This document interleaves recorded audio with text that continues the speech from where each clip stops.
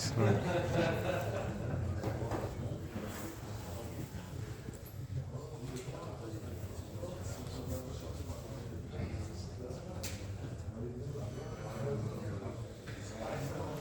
لله والصلاة والسلام على رسول الله صلى الله عليه وسلم. إن الحمد لله نحمده ونستعينه ونستغفره ونعوذ بالله تعالى من شرور أنفسنا ومن سيئات أعمالنا. من يهده الله فلا مضل له ومن يضلل فلن تجد له وليا مرشدا. أما بعد، السلام عليكم ورحمة الله. إخواني في الله تعالى, brothers and sisters in Islam.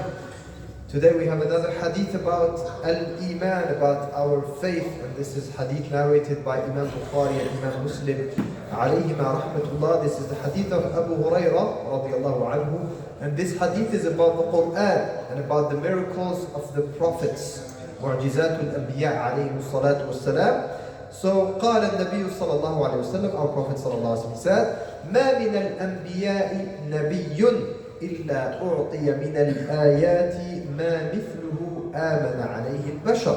He said عليه الصلاة والسلام that for any prophet that Allah subhanahu wa ta'ala has sent, except that Allah Azza wa Jal has given them from the ayat and from the mu'jizat. The ayat means the signs, the miracles.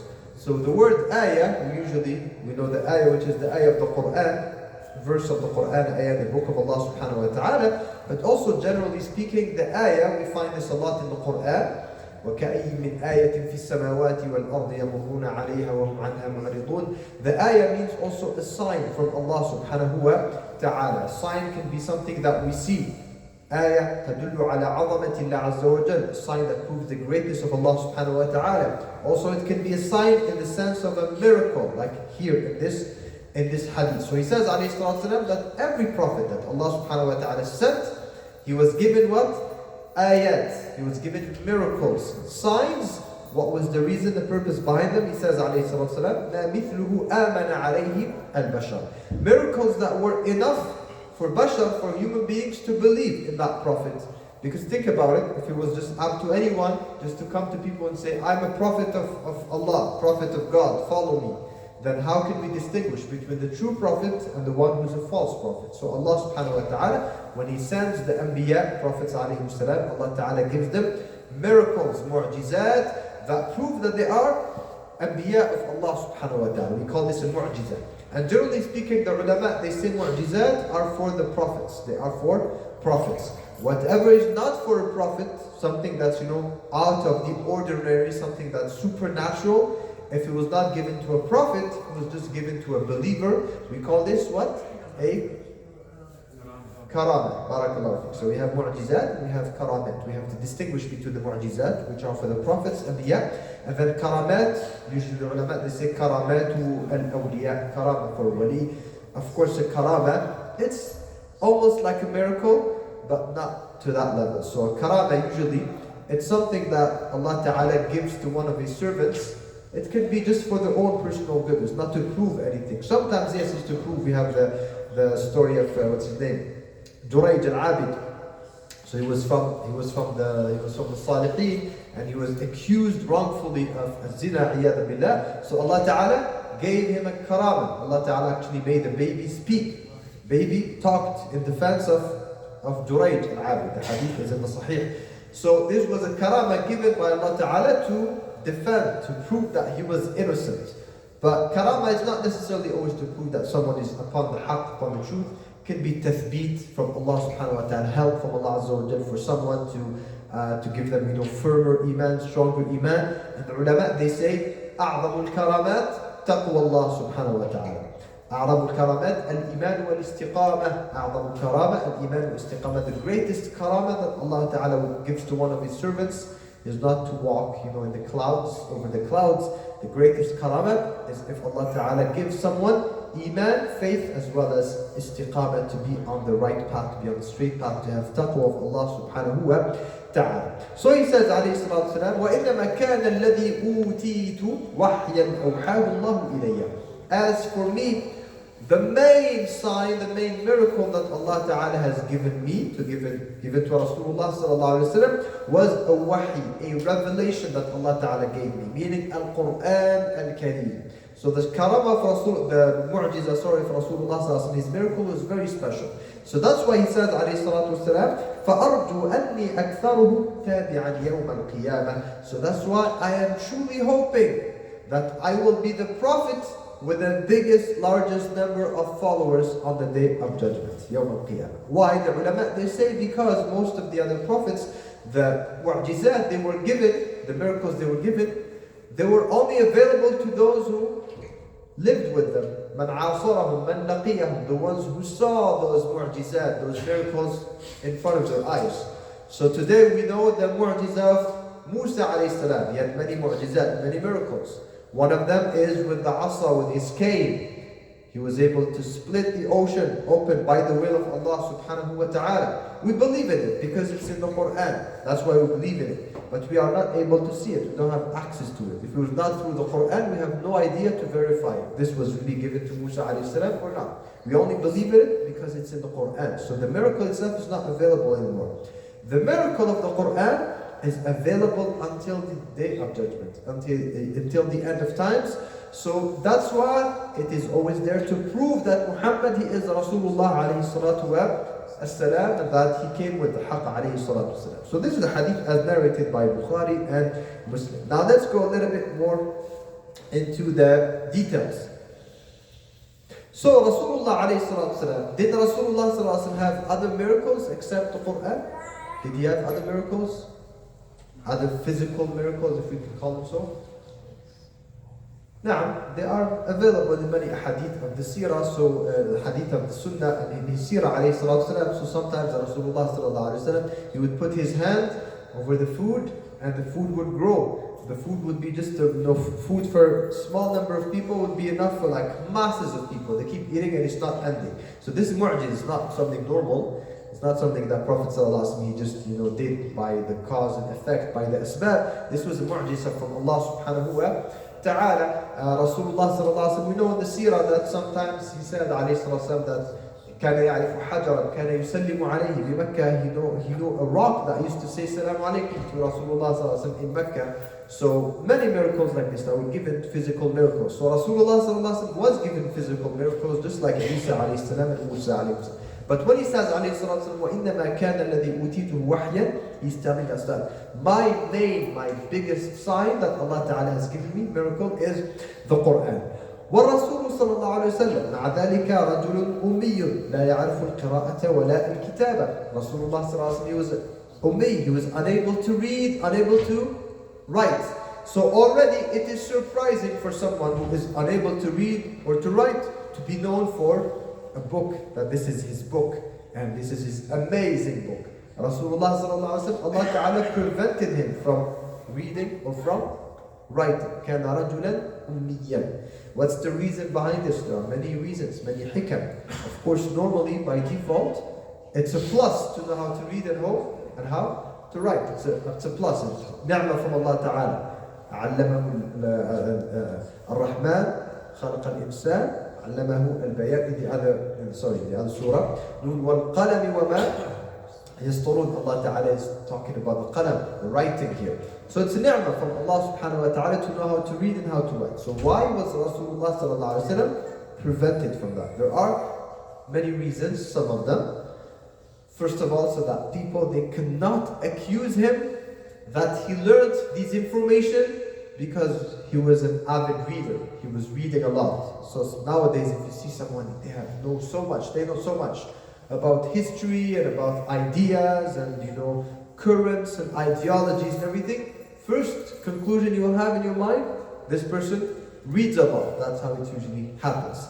So Rasulullah sallallahu alaihi wasallam, he came with qasas al-awwalin wal-akhirin. He came with the stories of the nations before him and so on and so forth.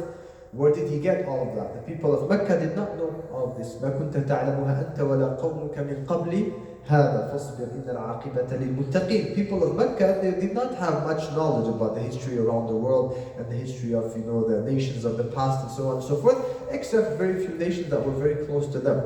It's mostly Ahlul Kitab, the people of the book, who had all of that ilm, all of that knowledge. Al-Yahud wa al-Nasara. Now Rasulullah sallallahu alaihi wasallam, he was not from them. And also, he did not have access to their books and he could not read. So nobody can accuse Rasulullah sallallahu alaihi wasallam that he just, he read all of this information and then he changed it a little bit. Also, Rasulullah alayhi salatu, same thing. Even if someone is able to read, look at this. Put aside the ability to read. Usually, let's say you're a great thinker, mashallah, you have a great mind, you always have ideas in your mind and everything. Those great thinkers, what do they do usually? To keep those ideas, because ideas, they come today, they disappear tomorrow. Sometimes you have great ideas and then next week you don't remember it anymore. So what do? We write them down, document them, right? That's how some people, that's how they end up authoring a book, because they were taking notes, inspirations and ideas, and people giving them stories interesting. They were taking notes. When you're not taking notes, it's very hard to keep track of all of your ideas that you had and what you're learning and so on and so forth. Rasulullah sallallahu alaihi wasallam was unable to write, so nobody can claim that Rasulullah alayhi salatu, he just look nowadays, even with computers and everything, and subhanAllah, still it's hard, to organize all the information we know. So if you want to write a book, what do you need? If you want to author a book, what do you need? Drafts and a lot of papers and first version, second version, and the computer keep changing and you lost the document somehow, you can't find it anymore. Rasulullah sallallahu alaihi wasallam, if the Qur'an was his book, if he wrote it himself, how can someone write a book when they have no access to even basic writing? Also, Rasulullah alayhi salatu wasalam, some of the ulama, they say, Allah Ta'ala kept him pure. His mind, what he knew, it was pure. That he did not have to read anything to learn from anyone. Any ilm that he had was from the wahi, from revelation. So Allah Ta'ala has a hikmah by preventing Rasulullah sallallahu alaihi wasallam from the ability to read and to write. فعلمه ربه تحدى به العرب الذين بلغوا الغاية في الفصاحة. Rasulullah sallallahu alaihi wasallam came with the Qur'an, and the Qur'an came as a challenge.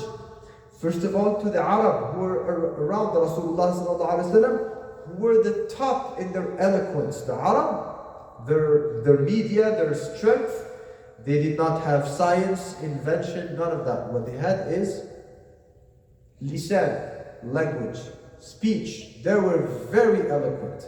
So even even the worst of the kuffar, the mushrikeen, Abu Lahab, Abu Jahl, A'da'ullah Azza wa Jal, the worst of them, one thing you cannot take from them is what? We cannot criticize them for their fasaha. If they were with us today, they would be talking to us in Arabiya, we would be amazed by their level of language, by their fasaha. And Allah Ta'ala sent Rasulullah sallallahu alaihi wasallam with the Qur'an, and the Qur'an came as a challenge to these people. فَأْتُوا بِسُورَةٍ بِمِثْلِهِ. Allah Ta'ala challenged them to come even with one surah that's equivalent to the Qur'an in its eloquence, in its power. Even we have the stories like this in the seerah, when some of the a'da of Rasulullah sallallahu alaihi wasallam, some of his enemies, they would tell people, don't listen to the Qur'an. لا تسمعوا لهذا القرآن وَالْغَوْا فِيهِ لَعَلَّكُمْ تَغْلِبُونَ. They're telling their nation, don't listen to the Qur'an. They take Quraysh, prohibited, it's haram, mamnu'ah. Can't listen to the Qur'an. But then the leaders of Quraysh sometimes would go quietly at night. They would go and try to listen to the Qur'an, to the book of Allah subhanahu wa ta'ala, to Rasulullah alayhi salatu wasalam, reciting Al-Qur'an Al-Kareem. As we said, this was a miracle that Allah subhanahu wa ta'ala has given to Rasulullah alayhi salatu wa as-salam, which was in Al-Qur'an Al-Kareem. Sorry, I just lost here the page that where I have my fawaid. Now, also the Qur'an, the miracle of the Qur'an is not only because some people, they might say, I'm not an Arab, so how can I know the miracle of the Qur'an? How can I appreciate that? If I'm not an Arab, I don't understand the Lugha al-Arabiya. There are many sides of the miracle of the Qur'an. So one of the miracles of the Qur'an is related, and a lot of people, they ignore this, we tend not to talk a lot about this, which is very sad, related to at-tashri', sharia, legislation. The miracle in legislation, how perfect the legislation of the Qur'an is, the ahkam of Allah subhanahu wa ta'ala. Again, think logically here. If Rasulullah sallallahu alaihi wasallam was just a man from the Arab, were the Arab advanced as a civilization in his time, alayhi salatu wasalam? Were they advanced as a civilization? No, they were not advanced at all. They had a very simple lifestyle. So how can Rasulullah sallallahu alaihi wasallam just suddenly, if he was just a normal man, even the smartest man in Quraysh, how can he just suddenly come with a whole system in which there's talks about worship, talks about family law, talks about business transactions law, talks about inheritance rules, and it talks about war, it talks about peace, it talks about politics, leadership, everything in Al-Qur'an Al-Karim. Witnesses, judges, everything you find it in the Qur'an Al-Karim. Talks about Qadi, talks about Shuhud, witnesses. So this is in itself a miracle. And it's a miracle because it is ila qiyami as-sa'a. It is until the end of times. We see how people usually, they make up ideologies, they make up systems, but then they become what? Too old, just a few decades after. So think about communism. Who follows communism nowadays? Most people, they don't follow communism. Like 40, 50 years ago, people were going crazy about communism. Like even many people who were born in Islam, they were Arab and everything, and subhanAllah, they became what? Shuyu'iyyin. They thought this was the best thing in the world. And then came capitalism. And then you see how people now, they are fading away, they are criticizing it, they are looking for an alternative, and liberalism, and all these things. And before there were many other ideologies. So usually it's there for a few decades, maybe for a century or so, and then it disappears, and something else comes up. Qur'an, we can prove that it's still valid. We can apply the ahkam of the Qur'an, the ahkam of Allah subhanahu wa ta'ala. We can defend them. We can prove that they bring the maslahah to the society. So this in itself also is another miracle of Allah subhanahu wa ta'ala. It talks about siyasa, it talks about akhlaq, by the way. How many systems, how many legislations do you have that talk about laws? So what's prohibited, what's allowed, punishments and everything. But at the same time, they talk about ethics, akhlaq, mixing the two.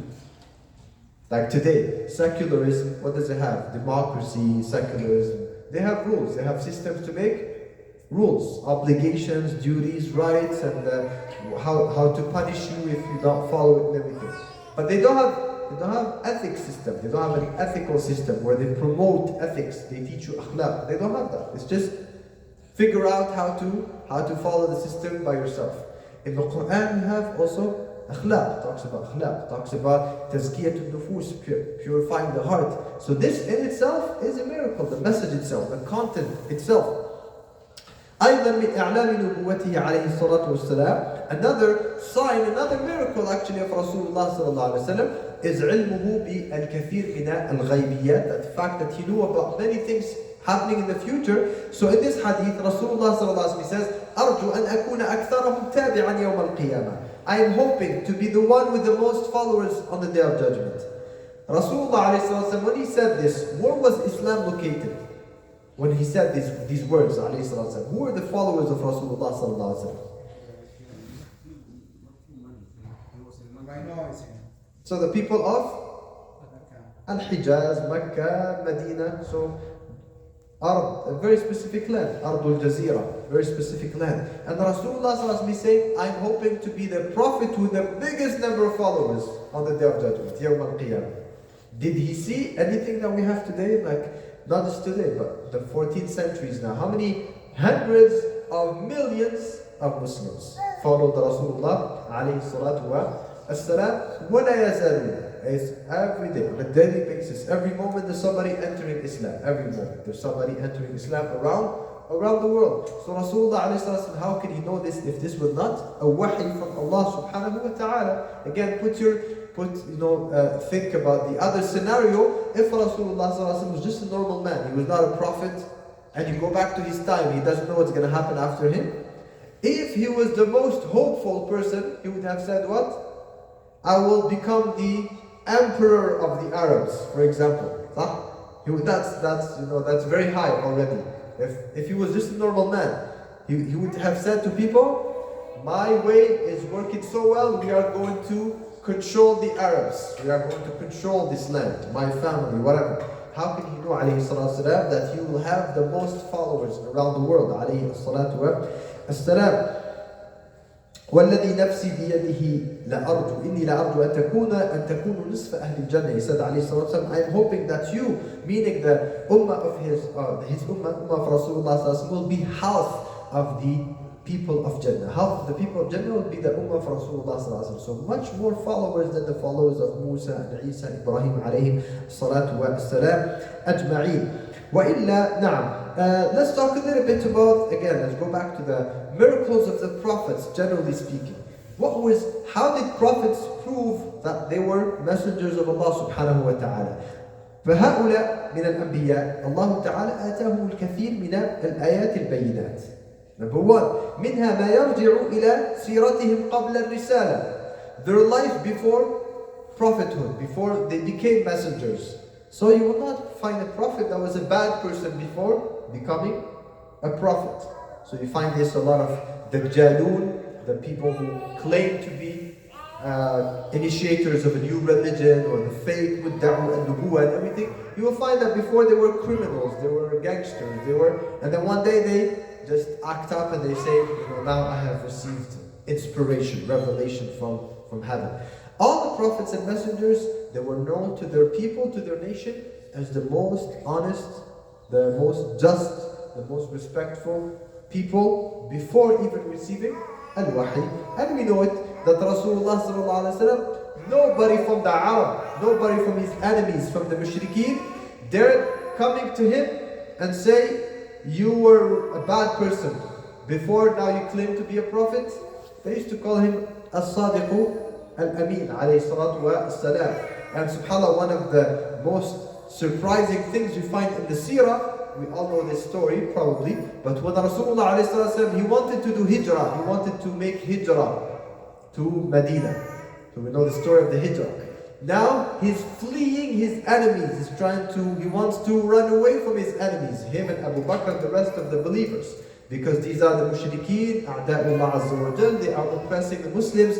So that's why Rasulullah sallallahu alaihi wasallam made his hijrah secretly.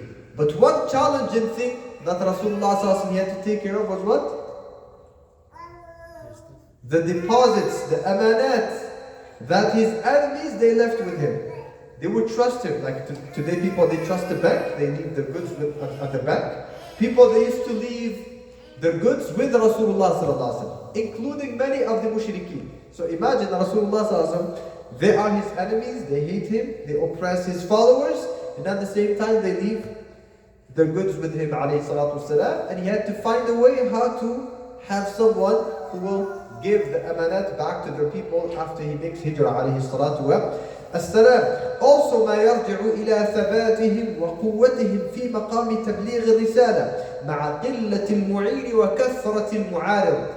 Another sign that these are prophets of Allah subhanahu wa ta'ala, when we read their life, and we don't have the life of most of them, منهم من قصصنا عليك ومنهم من لم نقصص عليك, but the people that were their nations of those prophets, one sign that this man is a prophet from Allah subhanahu wa ta'ala is the strength of their faith, how determined they were, how firm they were on their message. They would not compromise.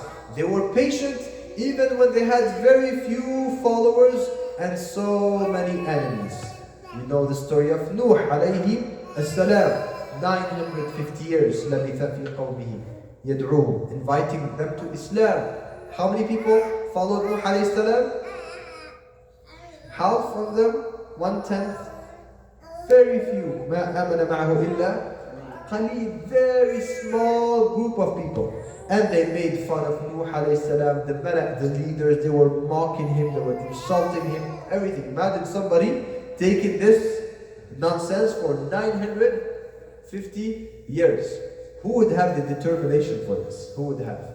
You see it nowadays, like a lot of people, they get into politics, right? They are opponents and they stand up for a different ideology, and you see them every day in the news, every day. They try so hard, they want to be elected, they want, and then after 4 or 5 years, 7 years, 10 years, they give up and they disappear completely from the scene, and then somebody else comes. Because for a normal human being, there's just so much, we can take.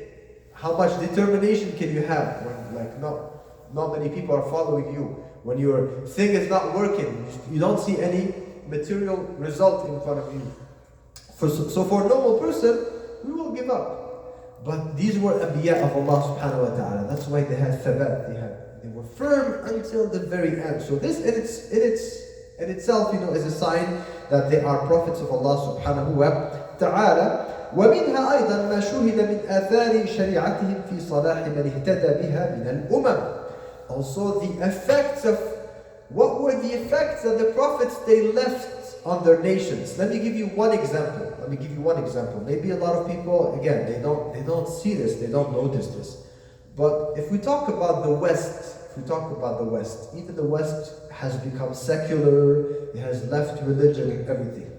But even in the West, much of the good things remaining, of the good akhlaq, when people sometimes they say you have to be honest, you have to say, this is what? This is nothing but the remainings of the sharia of the Anbiya alayhi salam. This is nothing but the remainings, baqiyya, min shari'ati Isa, shari'at Musa alayhi salatu wa salam. So people, you have to do good to others. You have to be compassionate. You have to be what? Even though they left the religion, but the remainings, the effects are still there. If Allah Ta'ala did not send prophets and messengers to these people before, it would have been jungle, this life. This world would have been what? A jungle. So even when people, they say they are secular, but they're still benefiting from the remainings of the teachings of the Anbiya alayhi salatu wa salam. And also you notice that whenever a society, a nation follows their prophet, follows their legislation, their path, they obey them, Allah Ta'ala gives them what? Strength, give them power, give them good life. Whenever they turn away, the more they turn away, the more they become weak and the more they will be troubled. So that in itself also is a miracle, is a sign from Allah subhanahu wa ta'ala. So again, the final point here I wanted to mention about the Qur'an, also the ulama. By the way, I'm just giving something very brief here. The ulama, they have written books in Baqillani and others about I'jaz al-Qur'an, like full books to prove and to talk about the different aspects of the I'jaz of the Qur'an, but also another I'jaz of the Qur'an, the recitation, the beauty of the recitation of the Qur'an. So listen, this is not just, look here. Can you imagine that one day, the Charter of Canada or the First Amendment, Second Amendment, whatever in the US, they're gonna find a way, so that people, they can recite it in such a beautiful way that it will be so.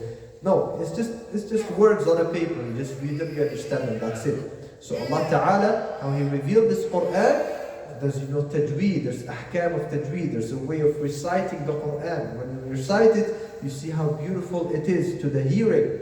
وَتَتَلَذَّذُ بِهِ, you enjoy reciting the Qur'an, you enjoy listening to the Qur'an. وَكَذَلِكَ, you have tranquility when you listen to the Qur'an, the effects of the Qur'an on the heart. وَأَنَّ قَارِئَهُ وَسَامِعَهُ لَا يَمَلُّ مِن تِرْدَادِهِ, you would never get bored, that this is too much, I've been reading this book too much, now I have to move to something else. Like check any other book, how many times can you read it in your life? Even some story you like or something. How many times can you read it? You read it a few times and then you say, khalas, I'm done with this. I'm too annoyed of this book, now I have to look for another book. The Qur'an, you can recite it, Surah Al-Fatiha, we recite it every day, at least 17 times. And we keep reciting it. And لا يمل من ترداده, you don't get annoyed, you don't get bored repeating it, because it's not words of a human being, of a person. فلا يزداد بكثرة التكرار إلا طراوة ولذاذة. Usually it's actually quite the opposite. The people who are the most attached to the Qur'an, the people who recite the Qur'an the most, قارئوا القرآن, those who hafadh of the Qur'an, they like to always revise it and do a lot of khatmat and everything, you will find that they are the most attached people to the Qur'an, the ones who love to recite it the most. This is the month of Ramadan, Shahr Ramadan. Can anybody challenge us to this? Even outside Ramadan, but can anyone around the world challenge us to find another book that's being read more than the Qur'an? Impossible. Nobody can bring me another book and say, this book, people, they are reading it more than the Qur'an. Impossible. Nobody can challenge in this. So this is again another miracle of the Qur'an. It's not like, a bestseller that just came out last week, everybody's buying it. It has been like this for 14 centuries. So this is all of these, the fact that Allah Ta'ala has protected it, the fact that Allah Subhanahu wa Ta'ala has, made that so many people, kids, elder people, they memorize the Qur'an, hafadha of the Qur'an. You go in any Your average masjid you go, you don't have to prepare anything. If the imam makes a mistake in the recitation of some surah, your average masjid, I'm not saying, if you have a musalla with 3 people in the back that are, they're new to Islam maybe, but your average masjid, your average community, Muslim community, you go to the masjid, if the imam makes a mistake in his qira'ah, there's always going to be someone who will correct him in the qira'ah. Always someone. You don't need like a group of mashayikh to be ready to correct the shaykh. There's always someone who memorizes that ayah, so that if the shaykh makes a mistake, he will correct him. So inshallah ta'ala naktafi bidhalik. This should be sufficient about this hadith. Wallahu ta'ala a'la wa a'lam. Sallallahu wa sallam wa barak ala nabiyyina Muhammad wa ala alihi wa sahbihi ajma'in. Walhamdulillahi rabbil alamin.